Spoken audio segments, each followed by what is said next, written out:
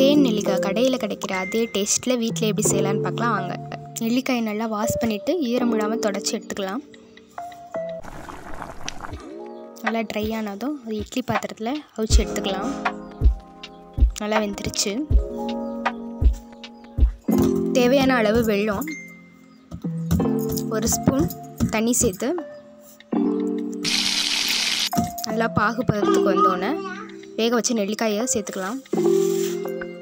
பாகில் நெல்லிக்காய் நல்லா ஊறி வந்துடுச்சு. தோல்லாம் சுருங்கி நல்லா வெந்ததுக்கப்புறம் நல்லா ஆறுனதுக்கப்புறம் காய்ச்சேன் பாருங்கள்.